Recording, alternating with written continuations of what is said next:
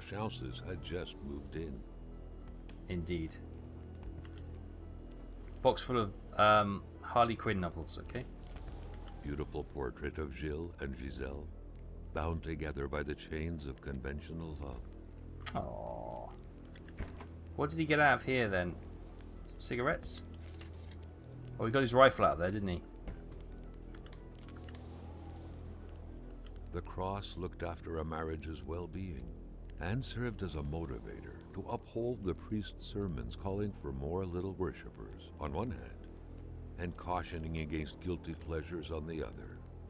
Indeed, the Lachauses were still part of the God-fearing generation.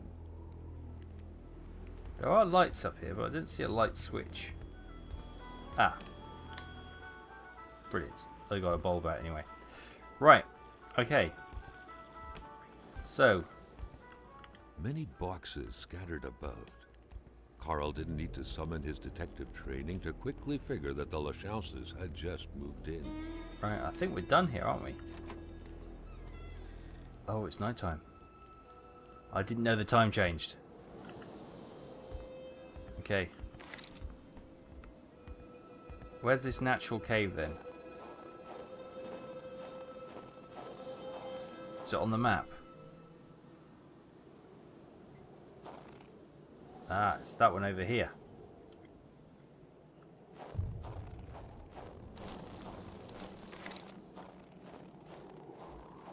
Is this it? Eastern Cavern. We've still got a stick of dynamite, haven't we? Is there a place we can put dynamite here? Yes, there is. Run away! Kaboom! Kaboom indeed.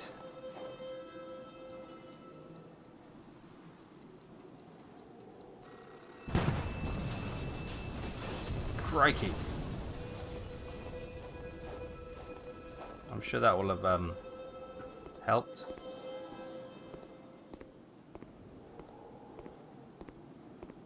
Oh, it's really dark in here. But we got some cigarettes. This is a smoking place. First aid kit, rifle ammo, fire starters, logs.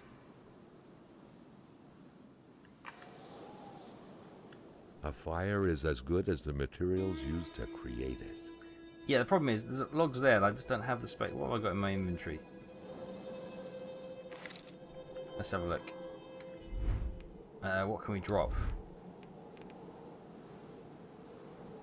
Can we discard that? There we go. And we'll pick that up in a second. There's fire going first. Nope, still need some more space. Right, let's drop the let's drop. Yeah, and we'll probably use the hammer as well, but we'll pick them up again. I just want enough space to be able to pick up a log. There we go. There we go. Nice. Let's pick up all this stuff again. We'll put this in the back of the car, actually. Right. Is there anything else we need in here?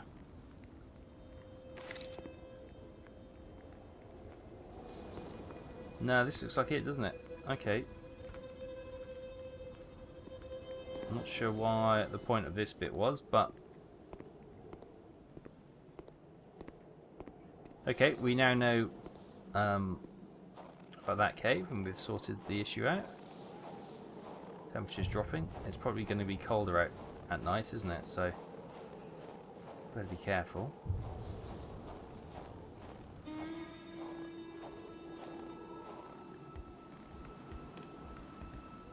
Make our way back to the car. What's this? Oh, it's a burning arrow. The crossbow bolt stuck into the wooden stairs reminded Carl of the arrow that was said to have hit Achilles' heel. But who was the intended Achilles this time? It's not the greatest photo in the world, but we'll keep it.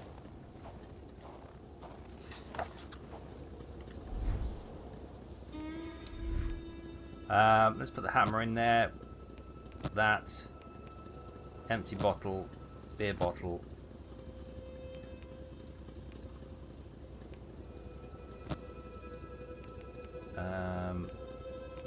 put the rifle in there. Okay. Right.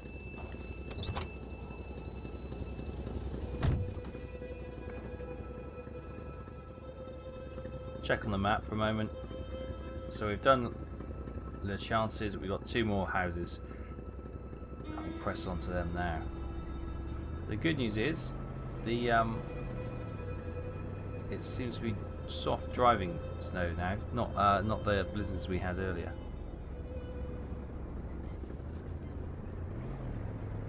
So actually travelling is actually quite nice.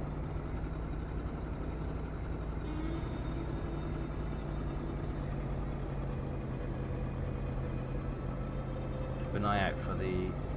Here we go. 1556.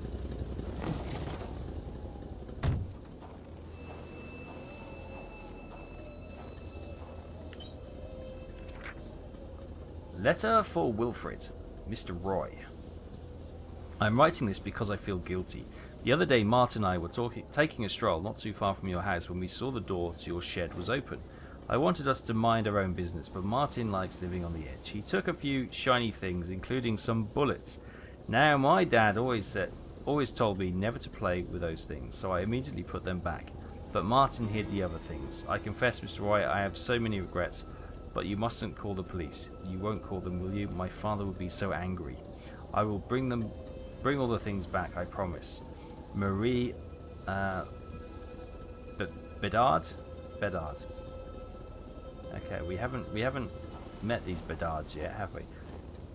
Although I do recognise the name.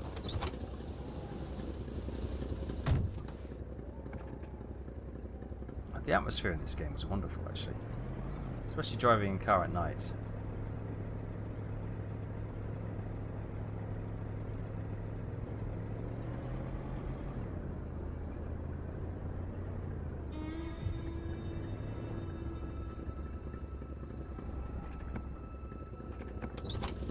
Doghouse.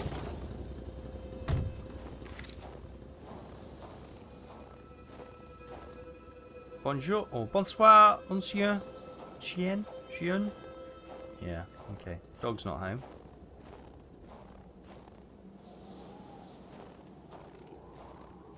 That was a knife. It's an empty bottle. What have we got there? We fled. It was getting too dangerous. Janine Roy. More people live in North Maniston. It would be safer there. Janine Roy. Okay. It was a classic Canadian house, except for the absent horde of kids that would normally be swarming about. Right. That seems homely. Nothing on the phone.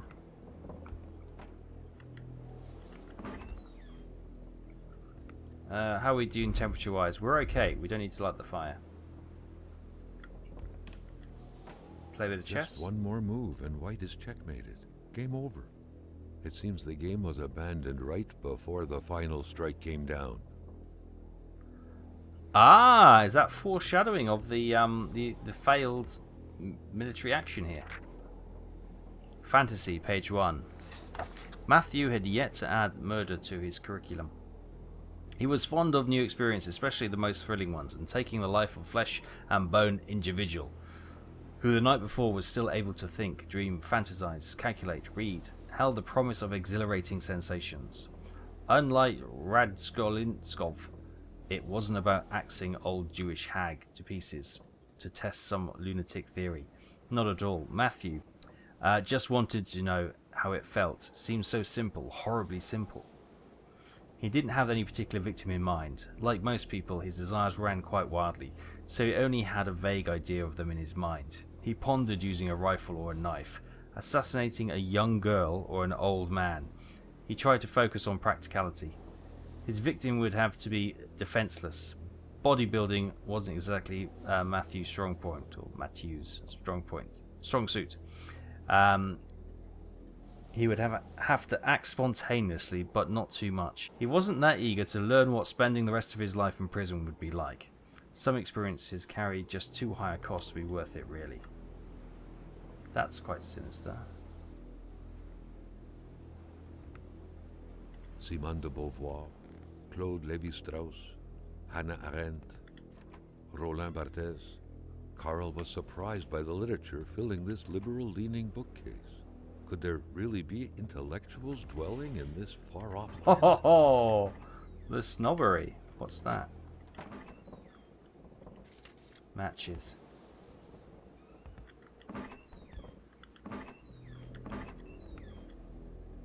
Oh, what's in that biscuit tin? Cookie jars are always too high to reach.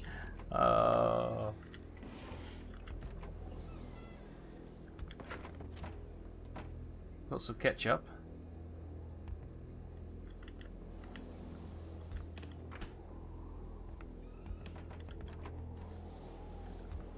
Aha! Got store cupboard. Now we've got some. Do you have a light down here? See if we got a light switch. No. Okay. Let's use the torch then. Who's this? The couple radiated something akin to lightheartedness, to freedom. Perhaps some people out there truly found a way to live happily ever after. Okay. A picture of Wilfred in his youth. Carl figured right away that the man must have been some kind of wildlife officer. Ah, okay. The photograph was snapped not too far from here, Carl noticed. The couple seemed to be very good friends. Okay. We got a couple of what's that? Spanners. Oh, there's a door there. Hang on. There. How do I get to?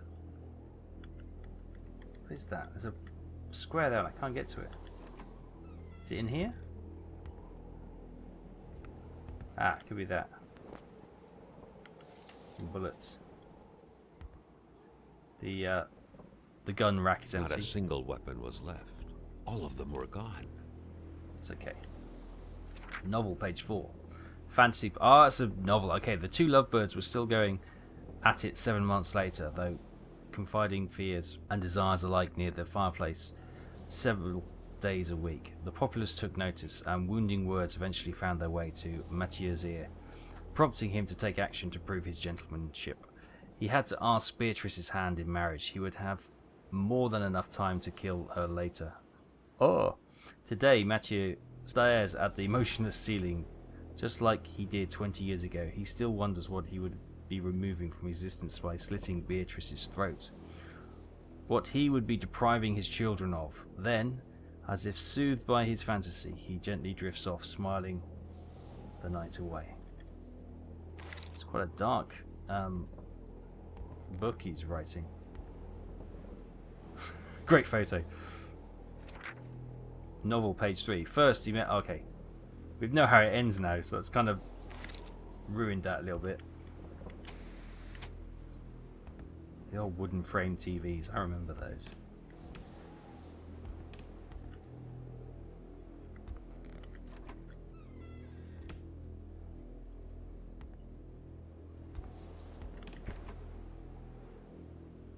Kona Polly. Canopoly.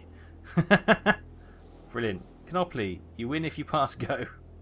All manners of clothing were gone, as if the Rois drove out of town with their closet in tow.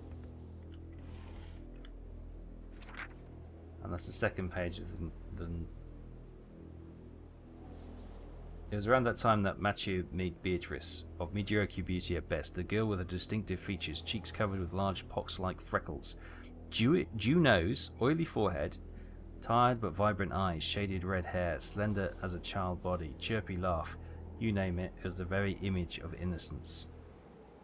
That happened to be precisely the kind of victim Mathieu was picturing in his mind. Though one night he was not contemplating the ceiling from his bed, he swore to himself again and again, I'll kill her. His dreams were later filled with images of imminent crime. Okay,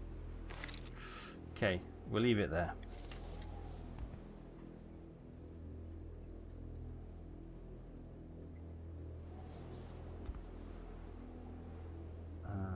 think it's everything. Oh, we haven't been in the bathroom.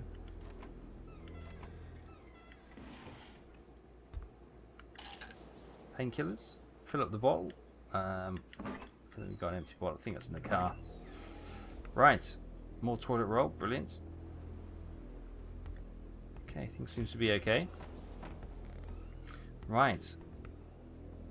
So, that's this house sorted. We've got... Oh, we've gone past the other one.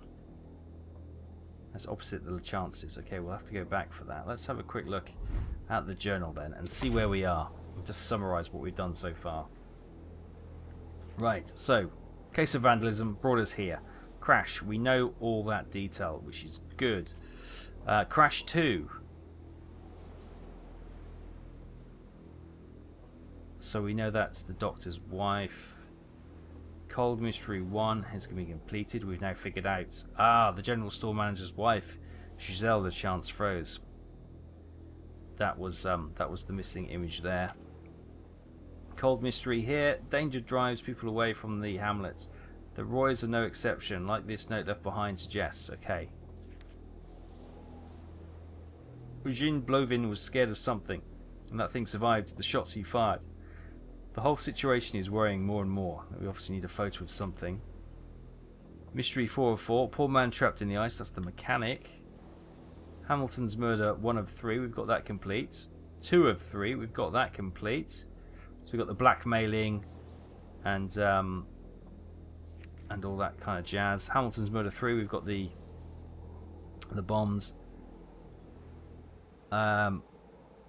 Blofeld was definitely planning something big, but the dynamite and firearms blew up in the great icy emptiness of Maniston. There is no small revolutions. Okay. And this, the young woman, still haven't got much on her. The hunt. A strange hunt is underway in the village, and the crossbow bolts left behind are disturbing to say the least. They seem to glow as if they were constantly being heated by fire without the fiery spreading from where it was struck. How is this possible? So we got one at the LeChance house. We need to look out for more of those. I got hold of a journal. It bears witness to a hunt. Someone tried to stop a beast. I can't understand all of it, but I feel a bit less lonely. Okay, so we haven't completed. Have we completed our bug fit? It's in red, so maybe we have. We've got the chances there. We've got Wilfred Roy. We're in his house right now. He's a ranger.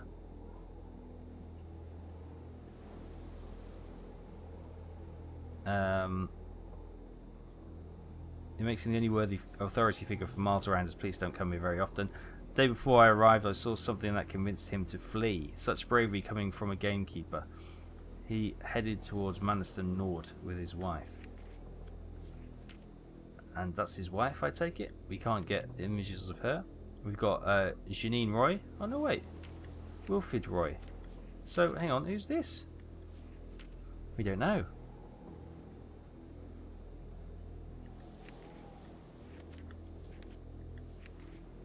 We've got the Doctor. We've got Old Rosaire. We've got Regine Blovin, the unemployed militia guy. And we've got the mechanic, Jean guy. And we've got that mysterious lady. Right.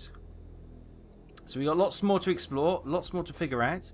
And we'll continue that next time. Thank you so much for joining us. I hope you're enjoying these Kona episodes. This is an intriguing story. I'm really enjoying the narrative and the actual atmosphere that this game presents. It's certainly interesting. I'm certainly enjoying it. I hope you are too. Join me next time. Thanks for watching. Bye-bye.